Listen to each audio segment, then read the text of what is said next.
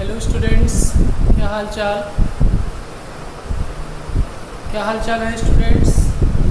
मैं हूं राजेश सिंह और आज मैं आपको पढ़ाने जा रहा हूं बेटा chemical kinetics.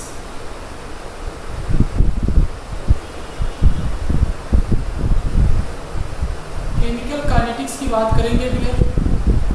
What is meaning by chemical kinetics. देखिए यहाँ से तो इसको ब्रेक कर देंगे तो केमिकल प्लस काइनेटिक्स से बना केमिकल प्लस काइनेटिक्स से बना होगा क्या केमिकल काइनेटिक्स। केमिकल मीन्स होता है बेटा केमिकल रिएक्शन होता है। काइनेटिक्स मीन्स होता है मूवमेंट। काइनेटिक्स मीन्स क्या होता है, मूवमेंट होता है। और केमिकल मीन्स क्या होता है बेटा, केमिकल रिएक्शन होता है। केमिकल रिएक्शन होता है। तो अगर हम इन दोनों को मिला के देखें तो क्या हो रहा है, चेंज हो रहा है। जब केमिकल रिएक्शन होता है तो वहाँ पे कंसंट्रेशन में चेंज होता है। तो चेंज इन कंसंट्रेशन में जो चेंज आ रहा है विथ रिस्पेक्ट टू टाइम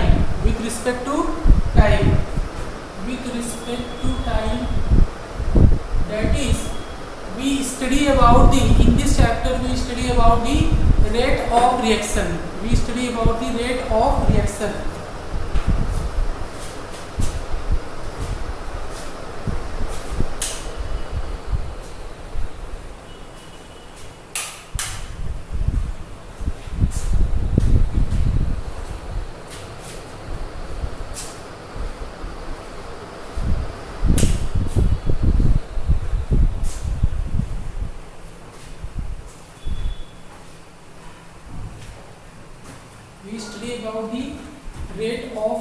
इसका मतलब क्या होगा बेटा कि यहाँ पे हम लोग पढ़ेंगे क्या, रेट ऑफ रिएक्शन की बात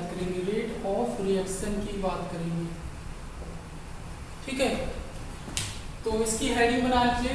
डिफिनीशन क्या होगी केमिकल काइनेटिक्स की, the branch of physical chemistry in which we study about the rate of reaction, physical factors affecting rate of reaction and study about the chemical mechanism of chemical reaction के mechanism के भी बारे में हम लोग study करेंगे। देखिए यहाँ पे हम लोग क्या स्टडी करने वाले हैं, स्टडी अबाउट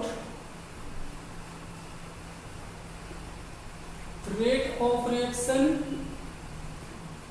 यार बच्चों रेट ऑफ रिएक्शन की बात करेंगे, ठीक है। और बात करेंगे क्या, factors affecting rate of reaction के फैक्टर्स कौन कौन से हैं उनको हम लोग स्टडी करेंगे। And study about the mechanism of reaction. Mechanism of the reaction के बारे में बात करेंगे, रेट ऑफ रिएक्शन के बारे में बात करेंगे, factors affecting rate of reaction के बारे में बात करेंगे डियर स्टूडेंट्स। तो इन सारी चीजों की स्टडी किस ब्रांच में करते हैं फिजिकल केमिस्ट्री के, उसी ब्रांच ऑफ केमिस्ट्री का नाम है केमिकल काइनेटिक्स।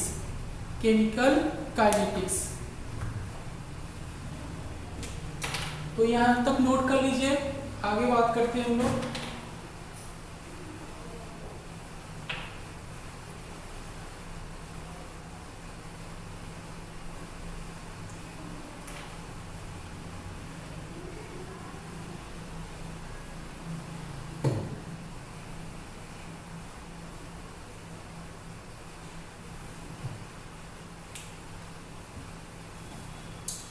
तो इस चैप्टर में हम लोग स्टूडेंट्स बात करेंगे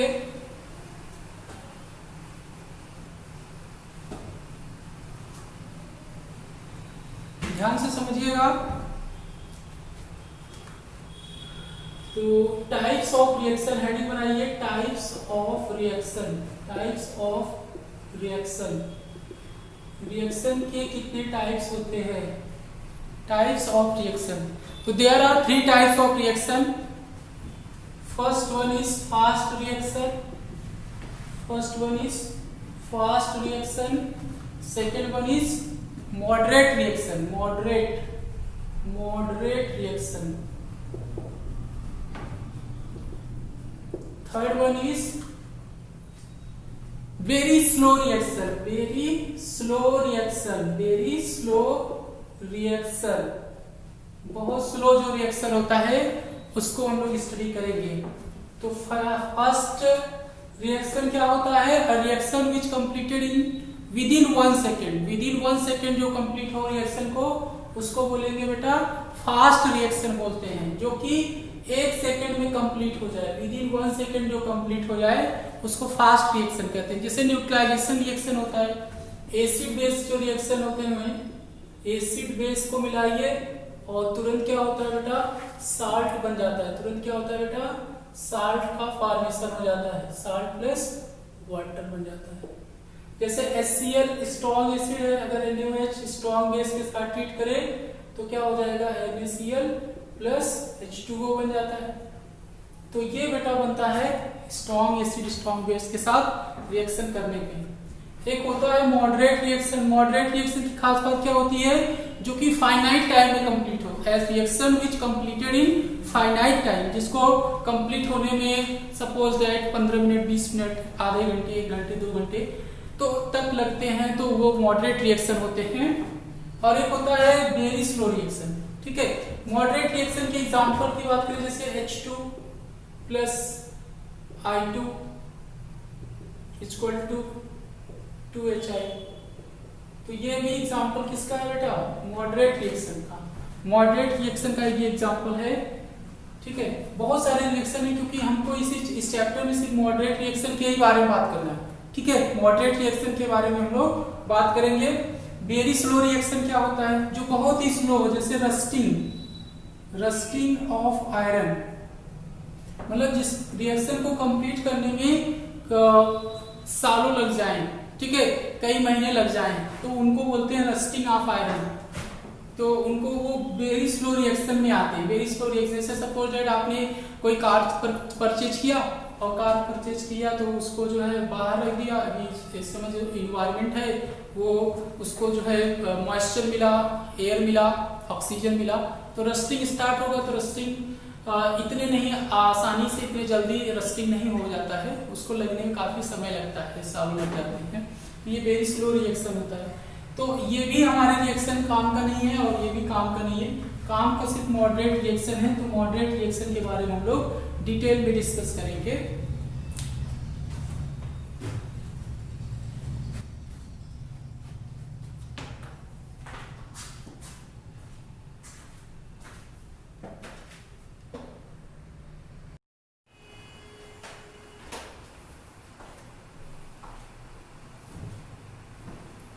स्टूडेंट्स, अभी हम लोग समझते हैं what is meaning by rate of reaction. Rate of reaction basically क्या होता है?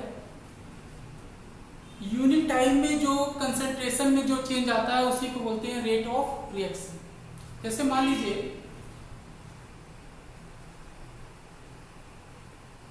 यहाँ पे हम लोग एक ग्राफ प्लॉट कर रहे हैं।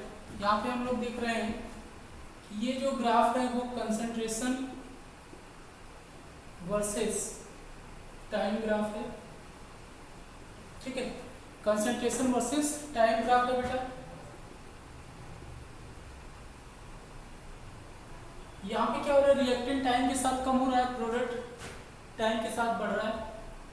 ये रिएक्टेंट है और ये क्या है? प्रोडक्ट। तो हम लोग यहाँ पे लिख सकते हैं कि रेट ऑफ रिएक्शन ROR,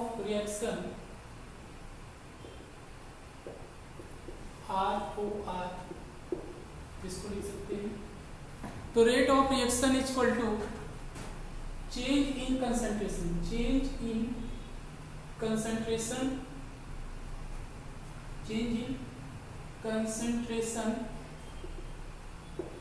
ठीक है।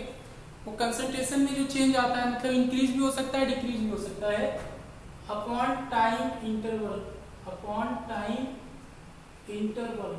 जो टाइम इंटरवल होता है उस टाइम इंटरवल में कितना कंसंट्रेशन में चेंज आया, that is called rate of reaction. It can also be written as R equal to decrease. देखो डिक्रीज हो रहा है टाइम के साथ, क्या हो रहा है कि रिएक्टेंट का कंसंट्रेशन कम हो रहा है, तो decrease in concentration of reactant. देखो यहाँ ग्राफ से आपको पता चल रहा होगा कि रिएक्टेंट का कंसंट्रेशन क्या हो रहा है, धीरे धीरे क्या हो रहा है, कम हो रहा है. मतलब टाइम जब 0 था तो उसमें कंसंट्रेशन हाईएस्ट था. तो जैसे जैसे यहाँ पे टाइम बढ़ता जाता है, जैसे जैसे यहाँ पे टाइम बढ़ रहा है वैसे वैसे क्या हो रहा है, रिएक्टेंट कम होता जा रहा है. ये समझ में आ रहा है सबको. तो यहाँ पे हम लोग लिख सकते हैं decrease in concentration of reactant upon time taken, या इंटरवल लिख सकते हो. और इसको दूसरी भाषा में भी हम लोग लिख सकते हैं, और in other words we can write R equal to increase. देखो यहाँ पे, देखो यहाँ पे समझ लीजिए प्रोडक्ट का कंसंट्रेशन क्या हो रहा है, धीरे धीरे बढ़ रहा है. रिएक्टेंट का कंसंट्रेशन धीरे धीरे क्या हो रहा है, टाइम के साथ कम होता जा रहा है. तो हम लोग ये लिख सकते हैं ना कि increase in concentration of product upon क्या लिख सकते हैं, time interval. Increase in concentration of product upon time interval. तो अगर हम बेटा मान लें कि टाइम इंटरवल 1 सेकेंड हो जाए तो जो चेंज इन कंसंट्रेशन होगा वही क्या हो जाएगा, रेट हो जाएगा. वही क्या हो जाएगा, रेट हो जाएगा. अब देखो मैथमेटिकली हम लोग इस तरह से लिख सकते हैं रेट ऑफ रिएक्शन को, rate equal to minus mod लगाते हैं minus delta R upon delta T. और इसको लिख सकते हैं बेटा R equal to plus delta P upon delta T. ये भी लिखा जा सकता है. आर इक्वल टू क्या लिख सकते हैं, minus delta R upon delta T लिख सकते हैं. मॉड में है साइन, ठीक है, बाहर मॉड लगा हुआ है. और R equal to plus delta P upon delta T, ये भी लिख सकते हैं ना, ये भी लिखा जा सकता है. यहाँ पे जो माइनस साइन है या जो प्लस साइन है वो क्या बता रहा है, यहाँ पे जो माइनस साइन है, minus sign indicates that as passage of time concentration of reactant decreases, whereas positive sign indicates that as passage of time the concentration of product increases. तो प्यारे बच्चों, जैसे जैसे टाइम बढ़ रहा है वैसे वैसे प्रोडक्ट का कंसंट्रेशन बढ़ता जा रहा है, रिएक्टेंट का कंसंट्रेशन कम होता जा रहा है. तो जो टाइम के रिस्पेक्ट में जो चेंज आ रहा है उसी को बोलते हैं रेट ऑफ रिएक्शन. उसी को बोलते हैं बेटा रेट ऑफ रिएक्शन.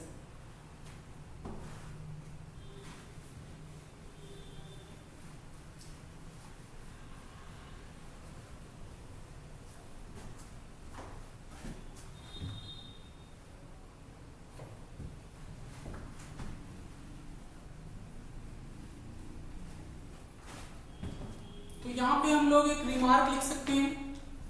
रिमार्क, यहाँ पे रिमार्क हम लोग ये लिख सकते हैं, द निगेटिव साइन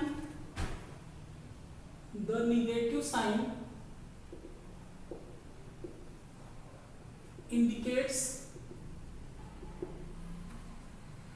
क्या इंडिकेट्स कर रहा है, indicates the decrease in concentration, and positive sign indicates the increase in concentration of product. ठीक है, इन कंसंट्रेशन ऑफ रिएक्टेंट, और यहाँ पे क्या हो रहा है, product. Time, with respect to time, जैसे जैसे टाइम चेंज हो रहा है, बढ़ रहा है, वैसे वैसे क्या हो रहा है, प्रोडक्ट का कंसंट्रेशन बढ़ रहा है, बट रिएक्टेंट का कंसंट्रेशन क्या हो रहा है, कम हो रहा है। अब आप हेडिंग बनाइए types of reaction, types of reaction. प्यारे बच्चों, हम लोग बात कर रहे हैं टाइप्स ऑफ रिएक्शन की।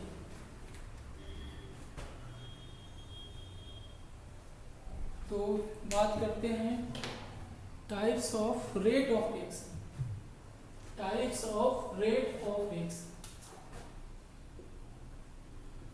Types of rate of reaction. Reaction कितने टाइप का होता है उसको हम लोग डिस्कस करेंगे। तो आपको बता दें बेटा, रिएक्शन जो होते हैं 3 टाइप्स के होते हैं। कितने टाइप के होते हैं? 3 टाइप्स के। Number 1 initial rate of reaction, initial rate of reaction, जिसको IRR बोल सकते हैं, initial rate of reaction. It is denoted by R0, R0 से डिनोट करते हैं बेटा। दूसरा है average rate of reaction, average rate of reaction, average rate of reaction होता है बेटा, इसको R एवरेज से डिनोट करते हैं हम लोग, R एवरेज, ठीक है। और थर्ड होता है जो बहुत इंपॉर्टेंट होता है, instantaneous rate of reaction, instantaneous rate of reaction. तो 3 तरह के रिएक्शन होते हैं, एक इनिशियल रेट ऑफ रिएक्शन होता है, एक एवरेज रेट ऑफ रिएक्शन होता है, एक होता है इंस्टेंटेनियस रेट ऑफ रिएक्शन, ठीक है, इंस्टेंटेनियस रेट ऑफ रिएक्शन होता है। अब इनिशियल रेट ऑफ रिएक्शन क्या होता है? Initial rate of reaction R0 can be calculated by the formula dC/dt at t equal to 0। मतलब जो चेंज इन कंसंट्रेशन आया t equal to 0 पे, तो वो कितना आया उसी को बोलते हैं हम लोग क्या? Initial rate of reaction. तो initial rate of reaction formula होता है R0 equal to dC/dt at t equal to 0। मतलब हमें कंसंट्रेशन का कोई एक्सप्रेशन दिया रहेगा, हम उसको t के रिस्पेक्ट में डिफरेंशिएट कर लेंगे, और डिफरेंशिएट करने के बाद प्यारे बच्चों जहां जहां आपको t दिखाई दे वहां 0 रख दीजिए, तो आपको क्या मिल जाएगा? Initial rate of reaction. तो उसको हम लोग एक क्वेश्चन के थ्रू समझते हैं कि what is meaning by initial rate of reaction. Suppose एक क्वेश्चन है, an expression of concentration is given by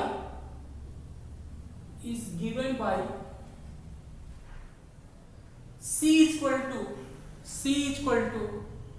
5 plus 2t minus 6t square, ठीक है। ये क्वेश्चन जेई का क्वेश्चन है, 5 plus 2t minus 6t square, ठीक है। अब आपसे पूछा है फाइंड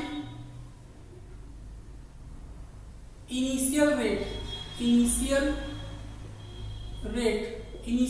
बेटा आपसे पूछा है, that means dC/dt at t equal to 0।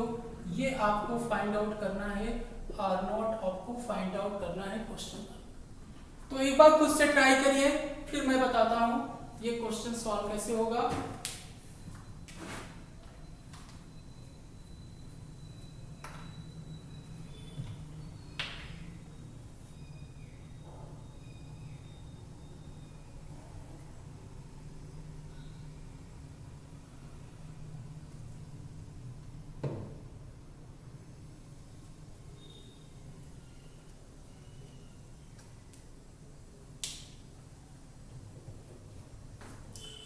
अब समझिए बेटा, खुद से ट्राई कर लिया। देखिए c equal to 5 plus 2t minus 6t square है, ठीक है। तो आपको इनिशियल रेट बताना है, आर नॉट बताना है। तो समझिएगा ये क्वेश्चन कैसे होगा। अगर आपको डिफरेंशिएशन आता है तो ये क्वेश्चन कर ले जाओगे। डिफरेंशिएशन आना बहुत जरूरी है इस क्वेश्चन के लिए। देखो, since given that c equal to 5 plus 2t minus 6t square, ये बेटा गिवन है, ये आपको गिवन है। अब यहां से आपको क्या करना है बेटा, आपको फाइंड आउट करना है dc by dt। dc by dt is nothing but differentiation of c with respect to time. तो यहां भी करेंगे d by dt of 5 plus 2t minus 6t square, ठीक है। यहां तक हो जाएगा, दोनों तरफ डिफरेंशिएशन किया गया। ऑपरेटर है तो दोनों तरफ ऑपरेट करना पड़ेगा ताकि वैल्यू पे कोई चेंज ना आए। अब देखिए यहां पे dc by dt, d by dt of 5, तो 5 का डिफरेंशिएशन होगा, 2t का डिफरेंशिएशन अलग होगा, 6t स्क्वायर का अलग, सबका अलग अलग डिफरेंशिएशन करके ऐड और सब्ट्रैक्ट किया जाता है। तो dc बाई dt ऑफ 5 करोगे प्लस 2 बाहर हो जाता है बेटा, कांस्टेंट टर्म है, d by dt of t minus 6 d by dt of t square. यहां तक कर लिया। अब आपको बताया जाता है कि differentiation of any constant number will be equal to 0 plus t का डिफरेंशिएशन t के रिस्पेक्ट में 1 होता है, तो 2 इंटू 1 हो जाएगा minus 6 d by d t of t square. आपको पता है कि since differentiation of x to the power n equal to n x to the power n minus 1 ये होता है। तो यहाँ पे देख सकते हो d बाई डी टी है, similarly d by d t of t square will be equal to 2t 2 minus 1 that means 2t। तो यहाँ पे बेटा हो जाएगा 6 इंटू 2t, तो यहाँ पे डायरेक्ट अगर मैं लिखूं तो ये हो जाएगा 12t, 12 इंटू टी। अब हमारा डिफरेंशिएशन हो चुका है बेटा। तो डिफरेंशिएशन होने के बाद आपको क्या करना है, पुट कर देना है t इक्वल टू 0। तो ये तो dc बाई dt आया, हमको फाइंड आउट करना है dc by dt at t equal to 0। तो dc by dt at t equal to 0 क्या हो जाएगा, ये हो जाएगा 2 माइनस 12 इंटू 0 डेट मीन्स 2। तो 2 आंसर हो जाएगा बेटा, dc बाई dt 2 हो जाएगा। तो ये क्वेश्चन बन सकता है इंटीजर टाइप का क्वेश्चन जो एडवांस में पूछा जाता है, जो एडवांस में वहां पे ये क्वेश्चन आ जाता है। तो यहां तक नोट करिए, फिर हम लोग बढ़ते हैं।